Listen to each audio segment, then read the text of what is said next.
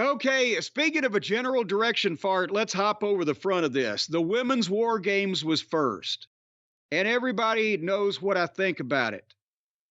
And I don't care whether you're men or women. You don't have dinner before you have dinner. You don't take a shower before you take a shower. You don't have a War Games before you have a War Games match, especially when both the babyface teams and or the heel teams are doing the who can you trust and there's dissension and blah, blah, blah. And then they manage to figure out ways to have garbage cans and chairs and tables and kendo sticks and hats on a hat in both these matches. The biggest trash can lid I've ever seen. Yes. It just, so I was not going to watch a War Games match before I watched the main event War Games match, because then I wouldn't like either one of them. I wouldn't like the first one because it was women doing it. And if the 90-pound Japanese girl can fucking put a garbage can, this was on Twitter, over her own head and dive off the top of the cage onto the other girls and nobody dies, then what are they going to do to the men? So I skipped that for the good of the rest of the fucking review, and we were nearly 1 hour into the show before that was over with. I'm sorry. It doesn't make any sense to me to do that, especially with women, even with men, on the same fucking show. Come up with it on one of the other pay-per-views, big or small, I don't care. Book a program between the women that necessitates a War Games match and have it all by itself on the show along with matches of other stipulations. And then at least it would make more sense, but because you have a men's War Games match, it's phony as a football bat to put the women in the same thing, and it dilutes everything they're going to try to do. And since they can't even get by without bringing the goddamn furniture into the fucking ring and putting the hat on a hat, at least you wouldn't have had a hat on a hat on a hat on a hat. So tell me what I missed. You missed a fine women's War Games match. Big moment where where Becky and Charlotte hugged. The Sting Nikita Koloff 92 War Games moment where the two people who are awkward around each other embrace each other and then go back to kicking ass. A fine match for what it was, the women's War Games.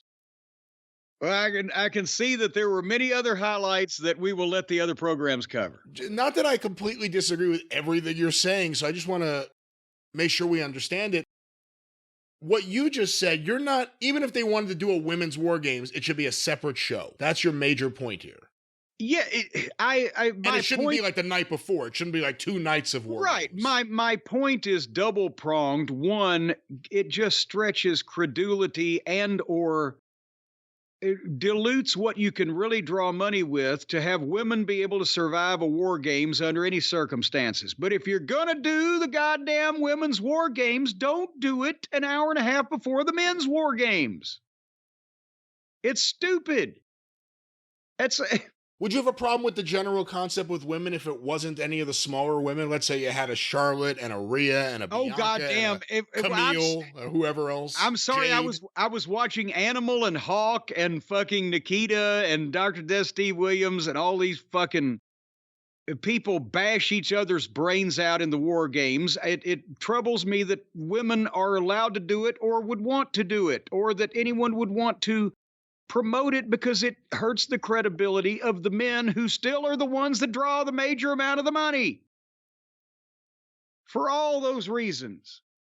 But if you're going to do it and you're just going to have the soft, equal women's wrestling 50-50 type of deal, put it on another show so that they're not stepped on by the men's War Games. In general, with WWE War Games, what do you think of the fact that they've changed it up? It isn't Dusty's War Games. There's no roof on the cage, for one thing. Well,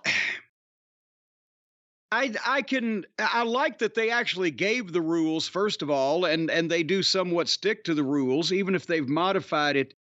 Having no roof on the cage, it does make it different than Hell in a Cell, which kind of, The only reason Hell in a Cell had a roof on it was because I stole it from the War Games. So this is all incestuous. I'm not that concerned about the roof because the goddamn thing's 15 feet high. Originally, it wasn't.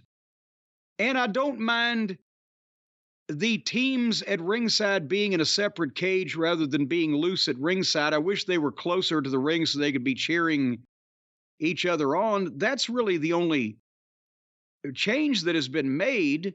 I mean, they're doing high spots now off the top. I mean, Charlotte did a moonsault off the top of the cage. Well, yeah. I mean, that's why they took the roof off of it so everybody can dive off of it. But that in itself wouldn't be a horrible thing. The biggest thing is bringing the furniture in. You don't need it.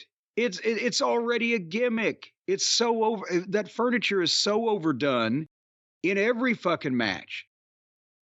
And then to be able to pull out chairs and tables and, fucking slide them in or throw them in or whatever the fuck. It's just so, and then it clutters the ring up so you have less space to motivate and operate safely to begin with. So the one thing I'd take out is the furniture.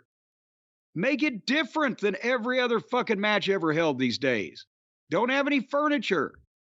Either that or advertise the furniture.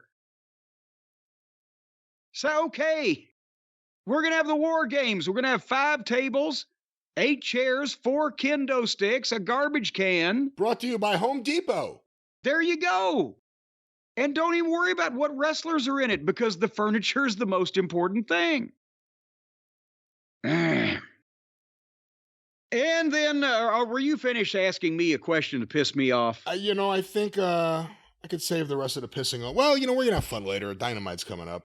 Yeah, we can take the piss out of that, all right. But so then this was one of the parts where the jobbers were in the back arguing whether the ruffles are chips or crisps because the British folks call it the crisps. And that's what I'm saying. It's AEW level clownish when they do this. And to me, it's not doing a good job for the sponsor because the wrestling fans that are watching this on purpose are the ones who are probably most saying, well, this is stupid. And why are they acting silly? And, get back to the show. So can't they make it good where some of the legitimate talent is actually enjoying the product in a clever way rather than this goddamn horse shit where they're just jumping up and down and screaming at each other. This is their way of getting their lower card talent onto these shows. And I guess the other sad thing is you said it's AEW, like the lower card talent goofy comedy segments in WWE are like the main stuff for people in AEW. Yes, but it doesn't come off any better either place.